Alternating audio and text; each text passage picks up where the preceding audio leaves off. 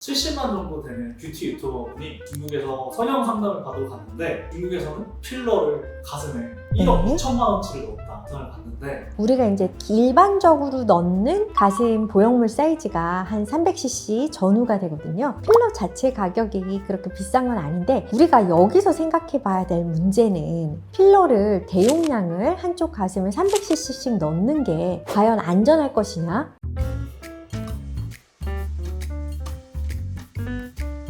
안녕하세요. 성형외과 전문의 의학박사 아틀리에 성형외과 고주영 원장입니다. 최근에 되게 이슈가 된 영상을 하나 봤는데 70만 정도 되는 뷰티 유튜버분이 중국에서 성형 상담을 받으러 갔는데 중국에서는 필러를 가슴에 1억 2천만 원치를 넣었다 상을 받는데 혹시 몇 cc 넣었다고 그러세요?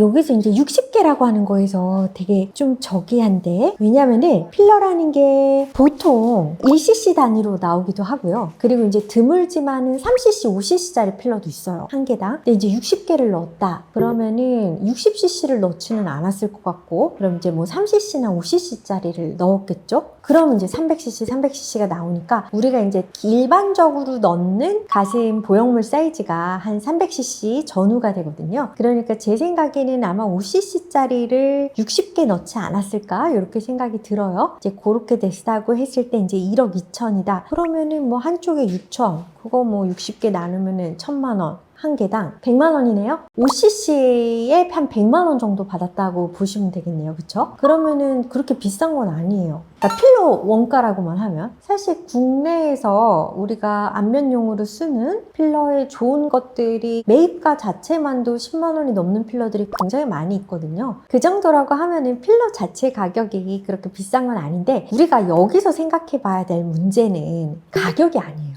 필러를 대용량을 한쪽 가슴에 300cc씩 넣는 게 과연 안전할 것이냐? 안전의 문제가 1번이고 그 다음에 중요한 거는 유지 지속성의 문제인 거죠. 그리고 이 필러의 구성이 어떻게 되느냐가 되게 중요한 문제인 거거든요. 몸에 들어가서 어떤 반응을 할 것이냐 이런 문제가 가장 중요하게 되겠죠. 그리고 이게 이제 방금 전에 말씀드린 것처럼 HA 필러냐 아니면 그 외에 우리가 뭐 칼슘 필러라든가 이런 다른 종류의 필러냐 이것도 또 중요할 수가 있고 중국에서 필러라고 말한 것 들 중에서 이게 이제 진피 필러라든가 이렇게 되면 또 얘기가 조금 또 달라져요. 왜냐면은 요즘 이제 한국에서도 진피, 인공 진피 ADM이라고 하거든요. 이 ADM을 이용한 필러들을 기본적으로 볼륨을 높인다던가 리플링을 개선하는 데 사용하는 경우들이 조금씩 늘고 있거든요. 근데 이제 이거를 이렇게 대용량으로 하는 거에 있어서의 케이스가 아직은 많지가 않고 그렇기 때문에 이게 이제 과연 안전한 시술인 거냐, 이게 어떤 종류의 필러인 거냐, 그리고 필러의 주입 층이 어디냐 이런 것들에 따라서 이 시술이 1억 2천이 적절한가 안 한가를 판단할 수가 있을 것 같아요.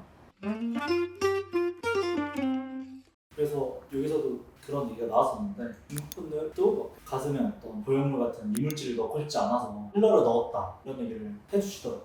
말씀해주신 진피라든지 안동근 필러라든지 이 중에서는 혹시 어떤 게 원장님 보셨을 때 가장 낫고 어떤 게 가장 안 좋다고 생각하시나요? 우선은 우리가 예전에 이제 기본적으로 우리가 가슴 볼륨을 키우겠다라고 하면은 여러 가지 방법이 있지만 결국 볼륨이 늘어나야지 가슴이 커지는 거잖아요. 그래서 우리가 제일 많이 하는 게 보형물, 임플란트를 넣게 되고 제일 주류라고 볼 수가 있어요. 그리고 그 다음으로 할 수 있는 게 뭐 줄기세포를 비롯한 여러 가지 어떤 방식이 들어갔든 지방 이식이 될 수가 있겠고 임플란트는 이물질이죠. 결국에 외부에서 들어오는 거고 그리고 이제 자가지방 이식 그리고 뭐 자가 줄기세포 이식 이런 것들이 이제 내 몸에 있는 재료를 사용해서 가슴의 볼륨을 늘리는 거고 그 다음에 또 다른 소수지만 사용을 하는 게 이제 필러라든가 그 다음에 또 제가 방금 전에 말씀드렸던 뭐 진피 필러 뭐 이런 것들을 조금씩 사용을 하고 있는데요. 우리가 이제 보형물 같은 경우에는 사용한 지가 거의 20년의 역사를 갖고 있죠. 그리고 그 사이에 계속 여러 가지 업데이트가 되고 있고 그리고 전 세계적으로 많이 쓰고 있기 때문에 그거에 대한 연구 결과 안전성에 대한 보고 이런 것들이 굉장히 많이 되고 있지만 지금 현재 또 사용하고 있는 이제 다른 필러라든가 이런 부분들에 있어서는 사실 안전성이 입증이 되지 않은 부분들이 많이 있습니다. 그래서 하나씩 좀 따져봐야 될 것 같은데요. 임플란트의 안전성은 사실 검증이 됐다라고 볼 수가 있지만 단점이라고 하면은 임플란트가 들어가야 되기 때문에 우리가 어떤 볼륨이 이제 봉투 안에 들어있는 거를 집어넣는 거잖아요. 그렇기 때문에 그 임플란트가 들어가려면 절개가 필요해요. 그러니까 이제 절개 부분에 흉터를 원하지 않는 부분, 그리고 이제 보형물들이 안에서 터진다거나 했을 경우에 대한 두려움이 많으신 부분, 이런 부분들에 있어서 계속 그 대안을 찾게 되는 거거든요. 그래서 그 대안을 찾게 된 것들 중에 하나가 이제 주사로 넣는 것들을 선호를 하게 되다 보니까 이제 나는 내지방으로 하고 싶다 이럴 때 이제 자가지방을 하게 되고, 그리고 주사로 넣고 싶다, 절개가 아닌 시술로 하고 싶다 이럴 때 이제 필러나 다른 것들을 사용을 하게 되는 거거든요. 근데 이제 기본적으로 필러라는 거는 HA 필러 같은 경우에는 장기적으로 녹는 필러죠. 녹지 않게 우리가 시술을 한다고 하더라도 그게 얼마만큼 유지가 될 것이냐에 대한 것들이 우선 1번으로 문제가 될 수가 있고, 그리고 필러라는 거를 만들 때 가교제가 들어가게 되는데 이 가교제에 있어서도 대용량이 들어갔을 때 그 가교제가 우리 몸에서 안전할지의 여부에 대해서는 안전성이 아직 입증이 되지가 않았습니다. 그러니까 100cc 이상의 필러를 넣는 거에 대한 안정성이 우리 몸에서 그게 분해가 될 때, 흡수가 될 때 그게 과연 우리 몸에 이상을 안 미칠 것이냐에 대한 안전성도 검증이 되지가 않은 거고요. 우리가 그래서 요새 조금 각광을 받고 있는 것들이 여러 가지가 있는데, 그 중에서 우리가 암 수술을 했을 때, 암 수술을 하고 나면은 우리가 가슴 조직이 굉장히 얇아지잖아요. 안에 유방 조직들을 다 제거를 하기 때문에. 그렇기 때문에 우리가 보형물만 넣었을 때는 보형물이 비친다던가 하는 위험이 굉장히 큽니다. 그렇기 때문에 우리가 알로덤이라고 하는 인조 진피를 사용해서 그 보형물을 싸서 가슴 안에다 넣는 방법은 지금까지 10년 넘게 재건, 유방 재건 분야에서는 안전하게 사용을 했던 부분들이에요. 그렇기 때문에 이제 이런 인공진피를 활용한 것을 예전에는 재건에다 주로 사용을 했다고 하면은 지금 이제 미용에서도 좀 사용을 하고 있어요. 그래서 이제 제품으로 나와 있는 것들이 여러 가지가 있는데, 이제 그런 부분들을 사용함에 있어서도 아직까지 우리가 뭐 200cc, 300cc를 늘리는 것에 대해서는 다소 실험적인 부분이 있고, 그렇지만 이제 우리가 피부가 얇아진 부분들에서 보형물이 비친다던가 아니면 우리가 무슨 수술을 통해서 약간 이제 뭐 함몰이 생겼다던가 하는 부분들이 있죠. 그런 부분들에 있어서의 볼륨을 채워주는 정도의 안전성은 좀 입증이 된 부분이라서 이제 그런 부분들에 있어서는 우리가 그런 제품들을 사용을 해보는 것도 충분히 좋은 방법이라고 할 수는 있지만,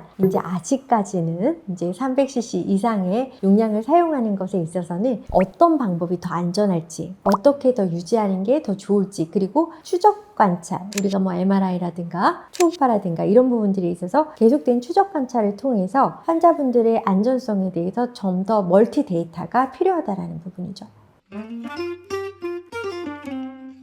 사실 원장님께서 가슴 성형에 대해서 논문도 많이 쓰시고 네. 학술에도 많이 하시면서 많은 의사분들이 가르치고 계신데, 원장님께서 가장 추천하시는 용량과 종류가 있을까요? 우선은 우리가 하이브리드라는 건 많이 들어보셨죠?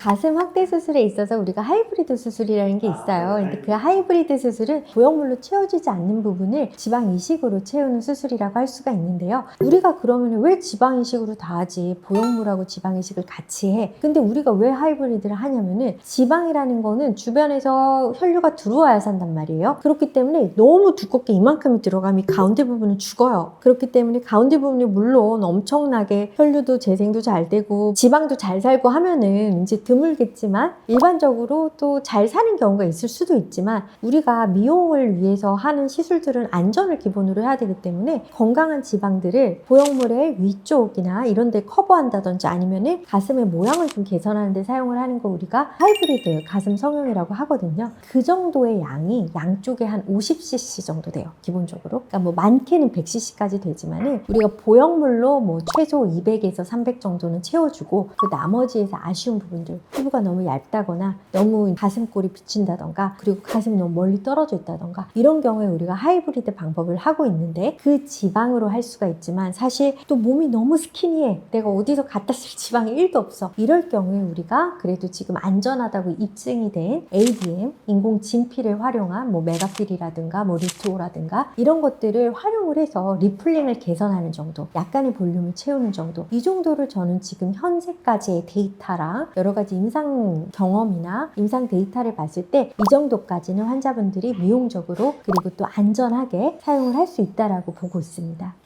가장 좋은 거는 자기 지방을 50cc 정도 넣는 게 베스트고, 지방이 없거나 그러신 분들은 진피까지도 추천을 드리시는 거죠. 네, 물론 이제 지방이 좋냐 진피가 좋냐에 대해서는 좀 더 비교를 해봐야 돼요. 어떤 분들 같은 경우는 내가 굳이 또 모자른 지방을 또 뽑아가지고 이걸 또 돌려가지고 거기다 또 뭐 여러 가지 줄기세포가 나올 수 있는 뭐 여러 가지 처리를 해서 넣는 방법과 진피를 넣는 방법, 이런 방법들의 가격적인 비교도 필요할 거고 안정성에 있어서의 비교도 필요할 거고, 그리고 환자분의 연령대도 중요하죠. 젊으신 분들의 지방과 나이 드신 분들의 지방이 또 상태가 다를 수가 있거든요. 그렇기 때문에 여러 가지 조건들을 고려해서 환자분들한테 가장 적당한 시술이 들어가는 게 중요하고, 그리고 기본적으로는 우리가 미리 예측을 해서 할 수도 있지만 보형물 수술이 끝난 이후에 내가 이 정도면 충분한 것 같은데 라고 하면 추가적인 시술이 필요 없을 수도 있는 거거든요. 보형물 수술을 먼저 하고 그리고 나서 이제 보형물로 아쉬운 부분이 있을 때 그때 추가적으로 진피라던가 지방이라든가 이런 것들을 이제 고려를 해볼 수가 있는 거죠. 먼저 이런 경우도 있네요. 지방을 줄기세포랑 해서 넣었는데 생각보다 너무 흡수가 많이 되는 경우에는 진피를 넣어서 리터칭을 하거나. 그럼요. 충분히 가능하죠. 아직까지의 데이터로 환자분들한테 권해드리는 거는 1차로 볼륨을 키우기 위해서 다른 시술들 하는 거, 그러니까 50에서 100cc가 넘는 다른 필러라든가 지방이라든가 진피라든가 이런 것들을 넣는 거에 대해서는 저는 사실 권하지 않고 있습니다. 왜냐하면 제일 작은 가슴 보형물 사이즈가 한 100cc, 150cc 이 정도 나와요. 근데 그 정도 넣었을 때 가슴 컵수로 하면은 한 컵이 안 커지거든요. 그랬을 때 그 비용과 그 노력 그리고 예측 가능성이라는 게 있어야 되는데, 내가 이만큼을 넣었을 때 얼마만큼의 생착이 될지에 대한 정확한 데이터가 아직 없는 상태에서 그 시술을 해서 가슴을 키우겠다라고 하는 거는 사실 그렇게 권하고 싶은 수술이 아니라는 거죠. 리터치를 위해서 사용하는 경우에는 사실 권장이 되는 경우고요. 1차 수술에서 가슴에 볼륨을 키우기 위해서 그 수술이 메인이 되는 것에 있어서는 매우 주의가 필요하다는 거죠. 지방이나 진피가 아니라 필러를 원하는 경우는 원장님 혹시 어떻게 말씀해 주세요? 필러를 한다고 했을 때는 정말 소량이 들어가야지 된다고 보는 거죠. 왜냐하면 필러라는 거는 가교제도 들어있고 녹는 필러가 안전하기 때문에 녹는 필러를 사용할 수밖에 없거든요. 근데 그렇기 때문에 가슴에 있어서 우리가 볼륨이 언젠가 줄어드는 거를 예상하고 필러를 넣는 거는 아니거든요. 녹지 않는 필러들 같은 경우에 있어서는 정말 얼굴에다 넣는 미세한 정도가 아니라고 하면은 그거를 추천하진 않는단 말씀이죠. 그러면 요새 유행하는 콜라겐 스티뮬레이터라든지 콜라겐 부스터류를 가슴에 넣어도 되나요? 콜라겐 부스터라든지 이런 것들은 지금까지는 스킨 부스터라고 알려져 있죠. 그러니까 볼륨 부스터가 아니고 스킨 부스터이기 때문에 결국엔 스킨의 상태를 좋게 해주거든요. 그러면 얼굴에도 하는데 가슴에 못할 이유가 하나도 없습니다. 그래서 약간 미세하지만 가슴의 탄력이라든가 가슴의 피부를 좀 좋아 보이게 하는 데는 도움이 될 수 있어요. 가슴에 하는 바디 울세라라든가 아니면 가슴에 하는 그런 스킨 부스터 등 저는 추천을 드려요. 그렇지만 우리가 따져봐야 될 게 얼굴보다 가슴의 면적이 넓기 때문에 비용이 조금 더 비쌀 수가 있고요. 볼륨의 효과를 기대를 하신다고 하면 실망하실 수 있죠. 개그우먼 이세영님이 가슴 필러를 7, 8년 전에 시술을 했다가 그 가슴 필러가 터졌고 심지어 뭐 등까지 들어가서 막 다 긁어내는데 어려웠고, 이게 녹는 필러라고 해서 녹는데 녹지도 않고 흡수되는 필러도 아니었고 한국에서 하면 안 되는 수술이었다. 지금은 한국에서 안 하고 있는 수술, 이렇게 얘기를 해주셨더라고요. 이런 필러들 원장님 실제로 수술하실 때 많이 보시나요? 예전에 그 중국에서 많이 썼던 필러들이 있어요. 대용량 필러여가지고 이게 정말 이렇게 드럼통 같은 데 나오는 필러들이 있었거든요. 그런 필러들로 가슴을 채우는 경우도 있었는데 그 필러를 하시는 이유가 뭐냐면 주사로 하는 시술이기 때문에 전신 마취가 필요 없었고요. 그런데 중요한 거는 레이어를 정확하게 볼 수가 없고 양을 또 적게 넣은 게 아니었고 성분이 불명확하고 깨끗한 필러가 아닐 수 있고요. 선풍기 아줌마라든가 콩기름도 넣고 파라핀도 넣고 이랬던 미용의 역사들이 쭉 있거든요. 충분히 허가받지 못하고 검증되지 않은 제품을 썼기 때문에 나타난 증상이라고 할 수가 있죠. 그렇기 때문에 이제 재수술도 굉장히 어렵고요. 재수술을 한다 그래도 가끔 심한 경우에 있어서는 우방암 수술하는 것처럼 유방 조직을 다 덜어내야 되는 경우도 있습니다. 보형물이라는 거는 정확하게 우리가 많이 얘기를 듣잖아요. 보형물은 근육 하에 넣는다, 뭐 유방 하에 넣는다, 뭐 그 레이어 레이어를 정확하게 보고서 정확하게 수술을 하기 때문에 거기에 들어가 있던 걸 빼면 되는 거거든요. 필러뿐만이 아니라 지방도 마찬가지고요. 주사를 통해서 이게 유선 안에 들어갈 수도 있고 유방 지방 조직에 들어갈 수도 있고 어쩔 땐 근육에도 막 들어가 있고 그래요. 유선 구조라든가 지방 구조 이런 게 많이 망가져 있는 경우들이 많아요. 근데 그런 경우가 보통은 수술이 아닌 검증되지 않은 시술로 가슴을 키우려고 했던 경우로 내원하신 경우가 많고요. 그런 경우에 있어서 완전한 제거라는 거는 사실 불가능한 경우도 많습니다. 이생도 그런 얘기 하더라고요. 내가 가슴 수술이 무서워서 필러를 한 건데 결과적으로 지금 7, 8년 지나서 너무 고생을 했다. 외국에서 오시는 환자분들이 그런 수술을 해서 오시는 경우가 되게 많아요. 줄기세포 지방 이식을 했는데 하나도 안 남았다. 근데 이제 하나도 안 남으면 좋아요. 차라리 유선 조직이나 이런 조직에 흉터나 유착이나 이런 것들이 굉장히 많이 생겨서 오시는 분들이 많죠. 많이 하지 않는 수술 중에서 많이 안 쓰는 제품을 검증되지 않은 제품들을 사용을 하는 건 정말 위험합니다. 제가 언제나 환자분들한테 늘 말씀을 드리지만은 수술을 하는 병원에서 이 원장님이 A도 되게 많이 해. 그런데 내가 A가 무서워서 B나 C를 하고 싶어. 근데 이 원장님이 그래요. 당신은 A를 해도 되지만 당신이 원하는 정도가 이 정도 결과라고 하면 B나 C도 할 수 있습니다. 라고 말을 하는 거는 믿으셔도 돼요. 그런데 A를 못해. 아니면 그 병원에서 A를 안 해. 그런데 B하고 C밖에 못해서 당신은 B하고 C를 할 수 있습니다 라고 말하는 거는 분명히 구분을 하셔야 된다는 거죠. 그럼 정말 어떻게 보면 다양한 가슴 성형에 대한 방법론과 수술에 대해서 해박하신 원장님한테 가서 상담을 하는 게 되게 무엇보다 중요하죠. 가장 중요한 겁니다. 전부 다 알고 있는 사람이 선택을 해주는 그게 A가 됐든 B가 C가 됐든 그건 안전하죠. 그런데 이제 안전하지 않은 그러니까 오로지 내가 A를 할 수 없어서 B하고 C밖에 못하는 사람이 권하는 B, C는 위험하죠.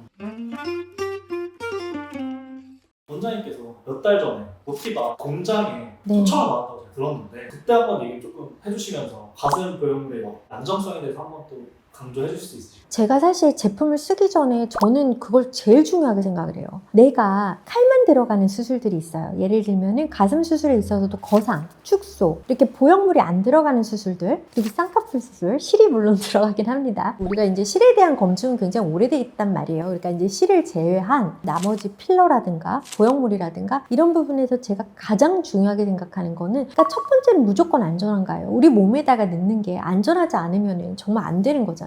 그렇기 때문에 사실 학회 활동이나 이런 것들을 제가 많이 하는 이유가 다른 게 아니에요. 수술 방법이라는 게 계속 발전하는 부분들도 있지만 그런 것보다 우선적으로 더 중요한 거는 전 세계 의사들이 지금 쓰고 있는 우리가 지금 필드에서 사용을 하고 있는 보형물이나 필러에 대한 안전성에 대한 보고를 계속하고 있단 말이에요. 내가 이거를 썼더니 이렇더라. 내가 지방 이식을 계속 꾸준히 했더니 10년 정도 경과를 봤더니 이런 부작용이 생기더라. 우리가 예전에 정말 오래오래 많이 써왔던 엘라간 보형물을 한국에서 지금 안 쓰고 있습니다. 한국뿐만이 아니라 전 세계에서 엘라간 보형물 안 쓰는데요. 그게 언제부터 우리가 관심을 가졌냐면 10만 분의 1의 확률로 환자한테서 종양이 발생을 했을 때부터였단 말이에요. 그러니까 그거를 누가 제일 먼저 접하겠어요. 의사들끼리 모여서 계속 얘기를 하고 있고 그에 대해서 연구를 계속 하고 있기 때문이거든요. 그렇기 때문에 안전성에 있어서 확실히 들지 않으면 환자 얼굴에 넣을 수도 없는 거고요. 환자 가슴에 넣을 수도 없는 거란 말이에요. 그렇기 때문에 우리가 안전성에 대한 얘기를 그럼 뭘로 보고 평가를 해야 되는데 라는 생각이 들 수밖에 없거든요. 이걸 판매하러 온 영업사원의 말을 들어야 될까요? 다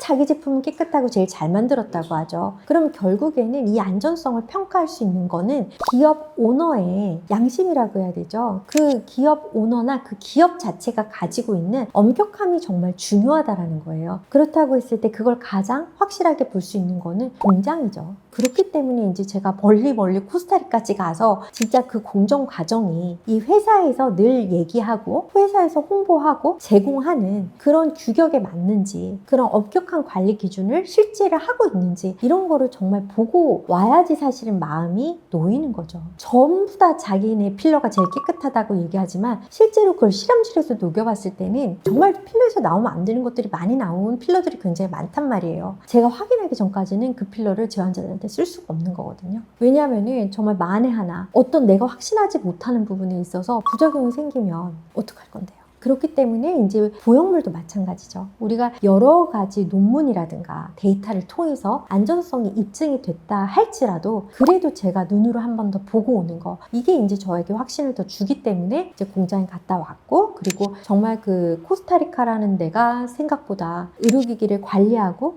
유통하고 생산하는 과정에서 정말 선진적인, 그러니까 우리가 정말 공장은 이래야 된다라는 것들 있잖아요. 어떻게 해야지 더 청결할 수 있는지, 어떻게 해야 더 정확하고 더 엄격한 관리 기준을 갖고 있는지, 이런 것들을 진짜 이렇게 발 하나 띄워서 막 먼지 안 들어가게 어디가 이제 무균 구역이냐, 이런 거를 잘 따져서 그렇게 입고 들어가서 견학을 하고 왔을 때는 저는 이제 제품에 대한 신뢰도도 더 올라가고, 그리고 제가 또 환자들한테 이런 기준이기 때문에 이제 FDA도 통과가 되고 여러 가지 이제 엄격한 규정들을 통과를 해서 우리 환자들이 안전하게 쓸 수 있게 되는구나, 이런 것들을 이제 좀 보고 왔기 때문에 이게 영상으로 깔끔하게 편집된 걸 보는 거하고 제가 진짜 실제로 들어가서 보는 거하고는 또 좀 느낌이 다르더라고요. 정말 많은 공정이 필요하고 그 공정 하나하나에서의 더 관리 기준도 엄격하고, 이런 것들을 봤을 때 조금 더 안심을 하고 왔다, 이런 정도 말씀드릴 수 있을 것 같아요.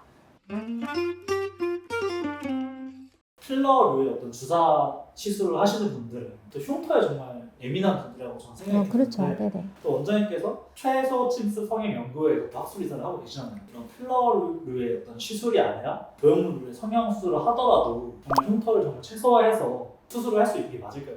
그럼요. 우리가 최소 침습 성형이라는 거는 결국에는 환자의 흉터를 최소화하자, 이게 사실 1번이에요. 그러니까 환자의 흉터를 최소화하면서 환자의 조직 손상을 최소화하면서 최선의 미적 기준을 만들어내는 게 이제 최소 침습 성형 연구의 목적이라고 할 수 있거든요. 그리고 또 흉터를 어떻게 하면 더 조금 남길 것이냐, 그리고 우리가 미용 성형에서 필연적으로 주사 바늘 이상 크기의 흉터가 생긴다고 할 경우에 수술 후의 관리를 통해서 어떻게 더 줄여줄 것이냐, 이런 부분들에 대해서는 계속 연구를 하고 있고 계속 발전을 하고 있는 부분입니다. 그러면은 나는 정말 흉터 때문에 가슴 수술이나 성형 수술 못 하시는 분들도 거의 흉터 없이도 할 수 있다고 생각하면 될까요? 거의 흉터 없이도 할 수 있다라는 게 사실 사실이기는 해요. 그렇지만은 제가 환자분들한테 내가 흉터가 하나도 안 생길 것이다 라고 생각을 하고 수술을 결정하지 마시라고 말씀드립니다. 왜 그러냐면 우리가 수술이라는 거는 대부분에 있어서 90% 이상에 있어서 흉터가 신경 쓰일 정도가 아니란 말이에요, 결과는. 그리고 실제로 1년 정도 지나게 되면은 흉터가 눈에 띄게 보이지 않는 게 거의 대부분이세요. 그리고 또 더군다나 요즘같이 적극적으로 수술 후에 흉터 관리가 들어가게 되면 더더군다나 흉터에 신경 안 쓰이는 결과가 생기지만, 그럼에도 불구하고 아직도 현대 과학이 극복하지 못한 체질이라는 게 있으세요. 그렇기 때문에 흉터가 간혹은 생기시는 경우들이 있으시단 말이에요. 그렇기 때문에 제가 제로라고 말씀드릴 수가 없어서 흉터가 내가 이만큼이 보이거나 생기거나 할 수 있다라고 할 때라고 하더라도 내가 그것보다 훨씬 더 미적인 만족도가 높은 결과를 갖게 된다던가, 아니면 가슴 축소라든 경우에는 너무 불편했던 게 많이 개선이 되면서 모양적인 아름다움도 가져갈 수 있다고 했을 때 그 흉터가 생긴다는 가정하에 어떤 것을 선택할 것인가, 이 부분에 대해서 나는 수술을 선택하겠다라고 했을 때 제가 수술을 권고를 하지, 나는 만에 하나 요만큼의 흉터가 남는다고 했을 때 그렇다고 하면 안 하는 게 좋을 것 같다 라고 생각하시는 분들은 안 하시는 게 좋습니다. 그리고 원장님, 제가 알기로는 병원에서 또 수술 후에 흉터를 정말 최소화할 수 있는 레이저 치료도 계속 같이 해주신다고 들었는데 그것도 한번 설명 부탁드립니다.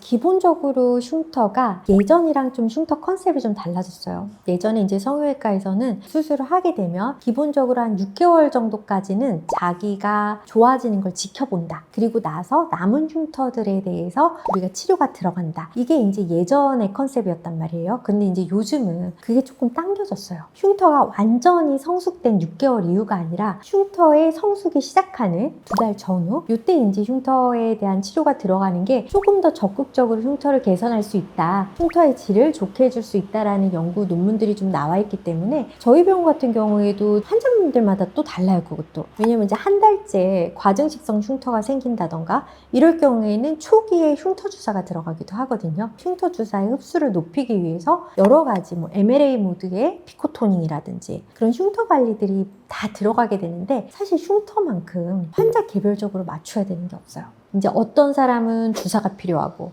어떤 사람은 레이저가 필요하고 어떤 사람은 또 다른 여러 가지 우리 스킨 부스터들 아까 말씀하셨던 콜라겐 부스터든 아니면 연어 주사든 아니면 엑소좀이 도움이 되는 경우들도 있어요. 왜냐면 상처 회복이 더뎌서 흉터가 더 생기시는 분들 같은 경우에는 엑소좀이 또 도움이 될 수가 있거든요. 물론 이제 이런 부분들에 있어서 우리가 가끔씩은 추가적인 비용이 발생하는 경우도 있지만 이제 가능하면 비용이 발생하지 않는 범위 내에서 흉터의 꾸준한 관리는 병원에서 거의 계속해드리죠. 가슴 볼륨에 대해서 정말 걱정을 많이 하시거든요. 그러니까 어떤 방법을 하는 게 나에게 가장 적합할지에 대해서 여성분들이라면은 사춘기 이후부터 짧게는 10년, 길게는 30년 내 가슴 볼륨에 대해서 계속 고민을 해오셨을 거라고 생각을 해요. 그런데 어떤 방법이나 100점짜리 방법은 없습니다. 그렇지만 100점에 가까운 결과를 내가 원하는 기대치에 맞는 그런 결과를 낼 수 있는 각각의 방법에 대한 장단점을 가장 잘 알 수 있는 가슴 성형을 많이 하시는 성형외과 전문의들과의 상담을 받아보시는 게 가장 정확한 고민 해결의 방법이 될 거라고 생각을 합니다. 지금까지 아틀리에 성형외과 고주영 원장이었습니다.